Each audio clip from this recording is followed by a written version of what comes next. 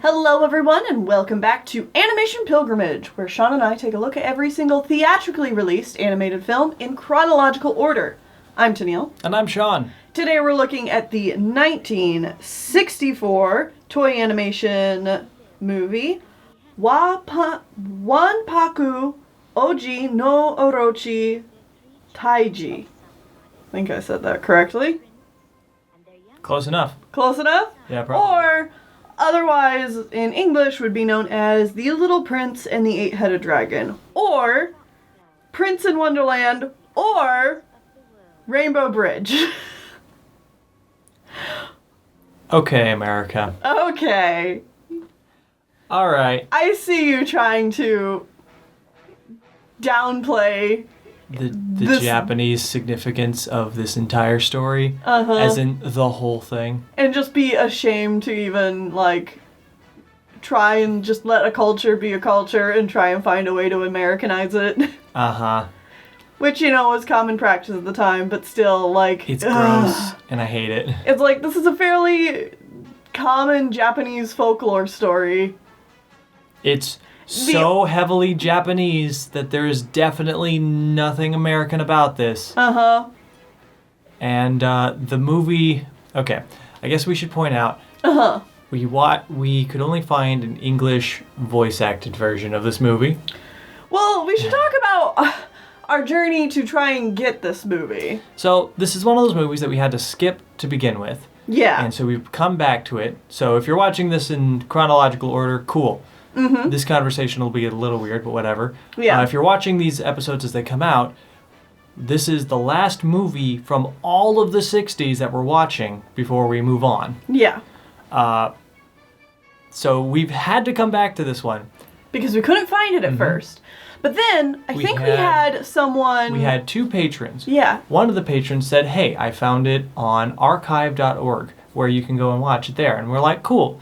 And then we had a second patron come up and say, hey, I actually found this movie in physical copy. And we're like, oh, that's even better because we like to actually, pay for these movies if we can. Yeah, if we can. Uh-huh. A lot of times, we just can't. It's just not available anywhere. It's not a thing that you can buy. Right. But it was like, hey, there's this bento box. This pop culture bento box. Which is only weird. $10 at walmart.com Uh-huh. or amazon.com. You can get this movie along with 3 other movies, including Mothra, and then also 4 episodes from 3 different television shows for a total of... Astro Boy. the 2008 Astro Boy, the Godzilla show from the late 90s, and one other show. Right. And then, there was another live-action Japanese film from, the 60s as well, about space or something, and a 1998 animated film that's actually 3 short films stuck together or something. Called Memories? Yeah, we might watch that later on AP. I don't know. It's so far down the line, I'm not even going to bother trying to think about it. Not concerned. But, okay, so we bought this thing months ago, and at the time, it didn't have any, Amazon reviews. Mm-hmm. So we picked this thing up, and we're like, cool, whenever we get back around to covering this movie, we'll just stick this in and we'll watch it. Well, we stick it in, and the movie's not there. It's everything else that's advertised on it is. Mm-hmm. It's but simply a not black that. screen. It's it's $10 for all this, so you know that the production quality is going to be next to nothing. You know the production quality is just mwah. Fantastic on the menus and stuff. So you pop in the DVD, it says the don't rip this, it's illegal and stuff. Right. And then the menu is literally a black screen with the white logo of 3 movies. Not 4. Not 4 that are supposed to be on this DVD. Uh-huh. 3.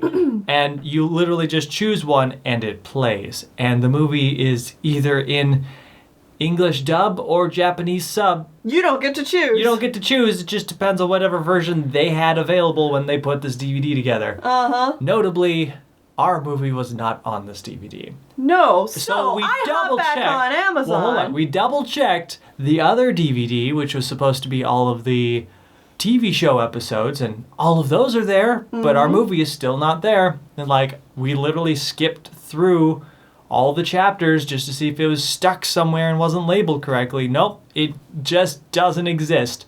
The thing listed first on like the back of the box and the first thing on the DVD, not on the disc. So, I go back on Amazon to see if anybody else has bought this and left any reviews, and lo and behold, there have been. Multiple people have said, hey, the thing I bought this for isn't on it. Apparently, anybody who's bought this collection has been buying it for this movie in particular, because this is a movie that's never seen a DVD or like a physical copy release in America. Wow. Wow, this is so shitty. Yeah, so anyone who's like an animation collector or anything like that was probably like looking to this, being like, yes, we can finally get this. Nothing. Not there. Apparently, the company that made this DVD is now, like, you can contact them and they will send you a DVD that does have this. But it's really low quality and in 4:3. English only. Wow. Yeah. Don't buy this. No. Don't buy the pop culture bento box. I mean, we always know that when we find these kinds of things, It's like it's there's probably- a chance. There's a chance that's that, just going to be bad quality or something. But right. when the movie's literally not even on the disc, Right. You're just like, all right. this is horrible. And So instead, we went on, what was it, archive.com? archive.org. Archive.org. And so it was there. It had English voice acting, which, again, it's what we could find, so we watched it. But at least it was in its original widescreen. Yes, it was in the original widescreen formatting, so that's good. But man, was the dubbing so bad. It was not quite unbearable, but it was horrible. Okay. You know, most dubs, I would say that you can't, like you know it's being dubbed, but people do a good enough job that it's like, oh, you know, like they, even if it's not great, like, they tried. With this one? No. No, it feels like it's being dubbed live. It's being dubbed live. They got one shot, and then they're like, that's good. That's good, we're Sure. done. And they may have had a script in front of them. Maybe. Oh, okay. I know they had a script in front of them because they very specifically... So, okay, this is the story of Susanoo and Orochi. And anyone that's watched our Let's Play of Okami probably has a good idea of how this is gonna go down. Main story, the main story points are going to go down. This movie specifically goes out of its way to only name 3 characters because they just don't want to deal with Japanese names. Yeah. They name the god and goddess Nami and Nagi. And then Susanoo. And that's it. Because that's his parents and the main character. Well... And then in the movie, they don't even use Nami and Nagi's names again. No. Like, it's just my mother and my father. And then he specifically goes around and interacts with a lot of other characters that very clearly have deep lore names from Japanese mythology, like, I don't know, Amaterasu, his sister supposedly in this movie. Who he awkwardly just refers to as my sister.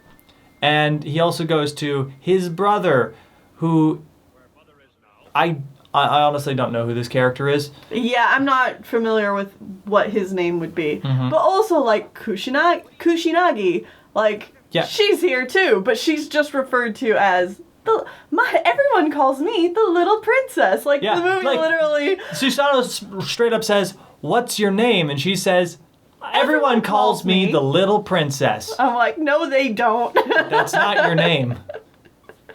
No, they don't, Kushi. Good grief. They tried their hardest to not have to say any Japanese names possible.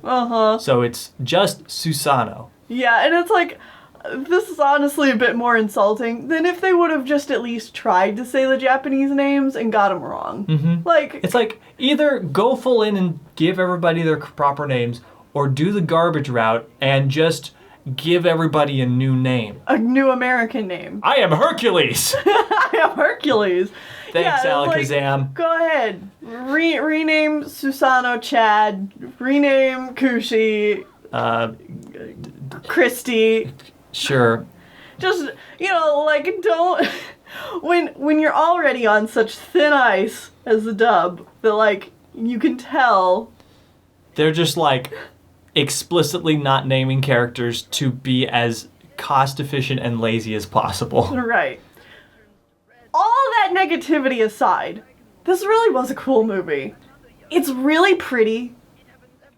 Nothing about it wowed me, but I think a lot of that has to do with the dubbing. The dubbing, like... The dubbing is so bad. Yeah. That being said... I'm trying to put that aside and just talk about the movie itself. I think this was a really well done production for Toei. Mm-hmm. It's like a fantasy epic. The art direction's really cool. There are a couple of cases where I don't like what the art direction did, but still, for a Toei film at this time, like, this is really impressive. I would beg to differ. I think that both movies that we've seen directly before this, and especially after this, just look better from Toei.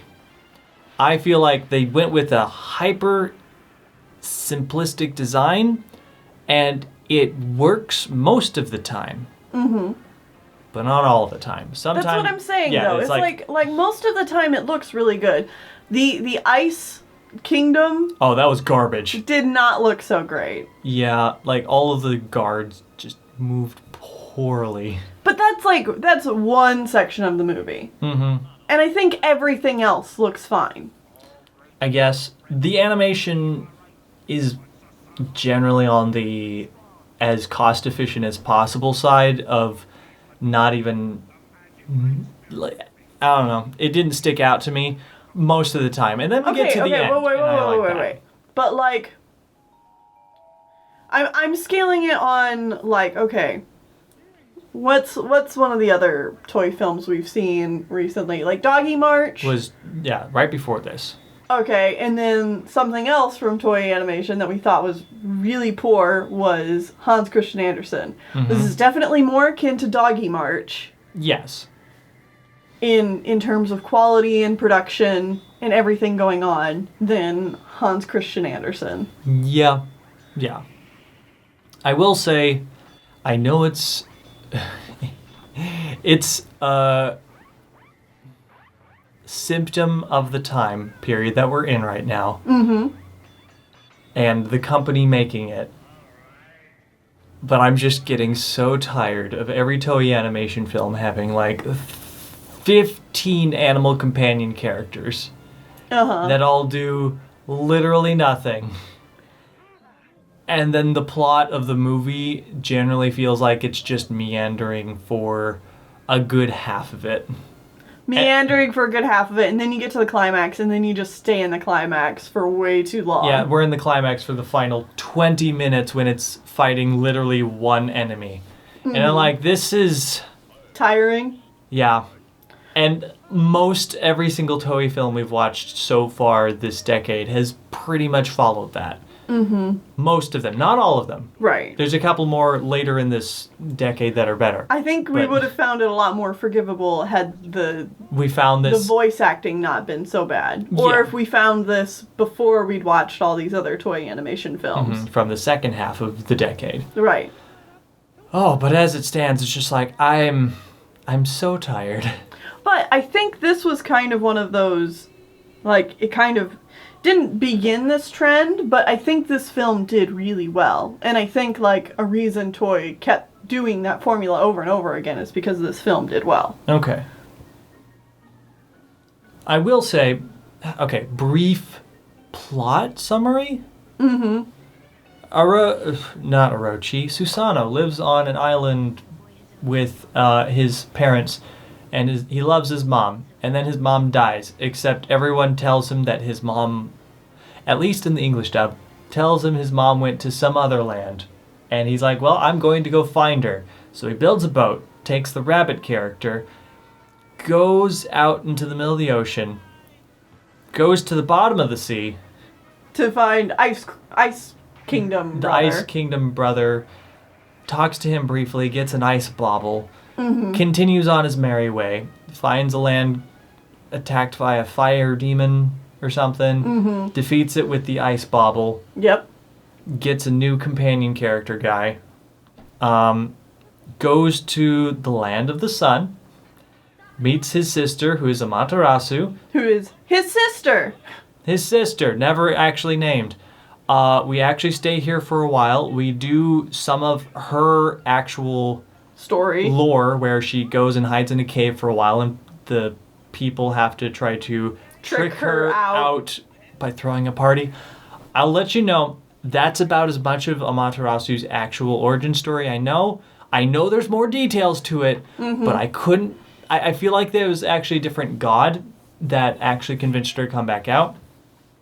If you know, let me know in the comments. But I do know that this is actually based on... It's one of those folklore stories, like, I've been told once or twice, but, like, I don't remember all the details. Yeah, just something about she hid in a cave and then there was no sun, so people had to trick her to come back out and restore the sun. And so that happens. And then he finally gets to the land where Orochi, which is an 8-headed dragon, serpent, snake is eating the maidens every year. Yeah, so he decides he's going to fight it. He gets a flying horse. Wait. Susanoo finds Kushi and immediately starts going on about how she looks like his mother. His mom, who he's been looking for this whole time. And, I mean, yeah, technically they're wearing, like, the same dress, but, like, dude...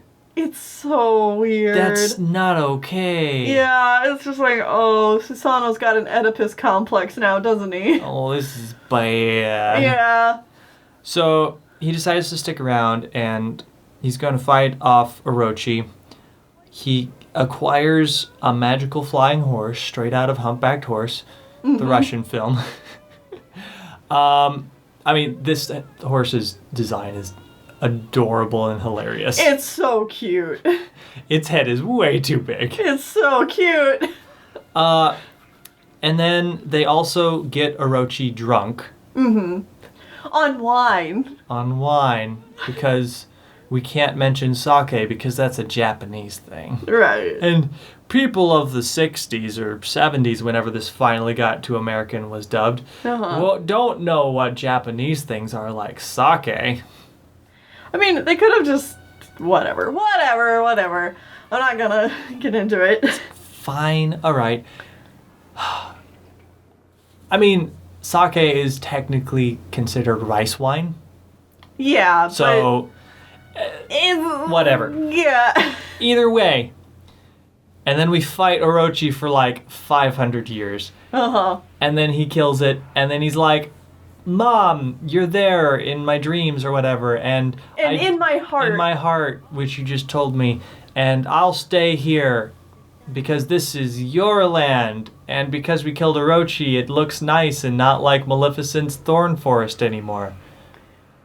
Sorry, did I mention Maleficent? It's not like this movie came out 3 years after... 4 years. 5. A few years after Disney's 6. Sleeping Beauty.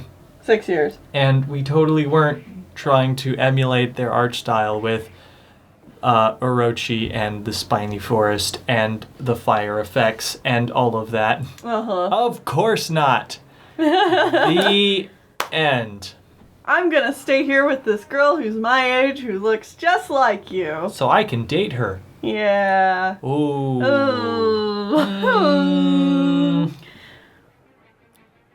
Anyway, though. That's the plot summary. Yeah. It meanders a bit, for sure. Oh, for sure. Which, honestly, I don't even feel that bad about the meandering because it's an epic fantasy and many epic fantasies do that. And they just kind of wandered around, so I don't even take points off of it for that reason. It's just... the dubbing is so bad. Yeah. And but if you can find a copy that is in the original Japanese, or hopefully there's a better dub out there as well. I don't know. It sounds like it's been brought, like, redubbed multiple times. I wouldn't be surprised with how many different bad English names it has. Yeah. So Rainbow Bridge, you said. Rainbow Bridge. There is no rainbow bridges in this entire movie. There's a rainbow at the end. At the very end, and they don't even walk underneath it. It's just there. Mm-hmm. Wow. I'm terrified to know what kind of dub that one had. Who knows? Maybe that was the one we saw. It's true, because we don't actually know what version of the dub we watched. Right. But yeah, that was this movie. I actually, if you can manage to stand the really bad dubbing, I would recommend it. I think it's a really interesting styled film. It's actually this film was marked as inspiration for Samurai Jack. I could see that, yeah. Yeah. Very similar art direction there. Also, drawing back to Okami, Uh-huh. a lot of the proportions from this film felt very much so like they were from Okami. Like Okami might have been inspired by this movie.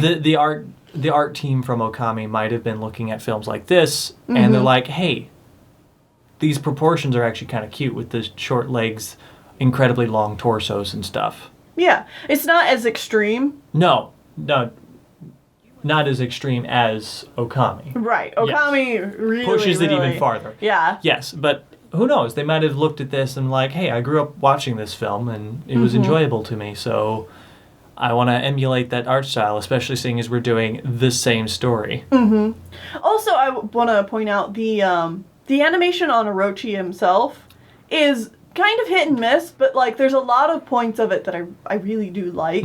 Especially with Orochi arriving. Yeah, when he comes into frame for the first time, it is super intimidating, and like even though the redone audio is so bad, it like just the visuals itself let you know what it is that the film was going for. Yeah. Because it's just like even the bad audio can't take away from that. you just have this terrifying slithering thing. Shadows in the background. And so you can like see it move slowly around, and then like just this coming through the thorn forest, and you just see like these eight pair of glowing eyes in the distance. Yeah. Oh, that stuff was good. And then he finally shows up and they fight, and then he's fine. There's a lot of fun like animation of like the heads getting Tied wrapped around each other, which they do too often. Yeah. But it's still fun to watch. Yeah. It was neat. I do like how, like, these stories of Orochi, I don't think I've ever seen an adaptation of Orochi where they show how all 8 heads are connected. You know? Right. Like, Okami's the closest, where it just says, like, he has the body of a mountain, and it's just a literal mountain. Yeah, it's like a literal pedestal with a bunch of snake coiling bits underneath it and all the heads sprouting out of it. Yeah. And I know the Persona series, which is also the Shin Megami Tensei series, has Orochi in it as well, but again, it's just like a pile of snakes. They don't show how it's all connected. So, because Orochi's not like a Hydra. I mean, technically he is. He is, but like it's very different. Yeah. It'd be like calling a dragon and a wyvern the same thing. Yeah. He's just an 8-headed serpent of Japanese lore. But no one ever describes how those 8 heads are connected.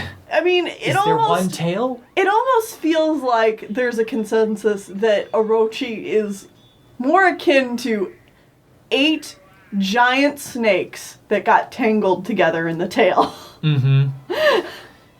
Yeah, I mean, you usually only see, like, a tail for it. Yeah. But, like, you never see the connecting point. I don't know. This is a weird diatribe. All right.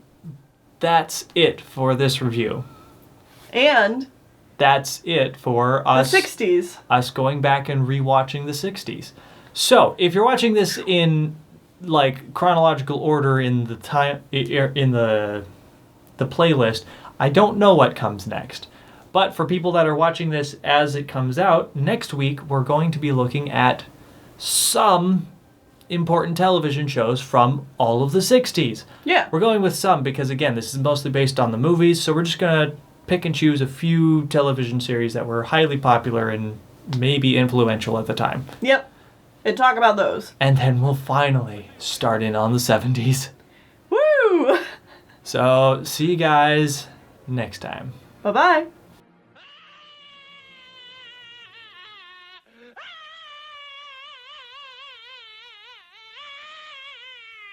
Stop it! Don't cry!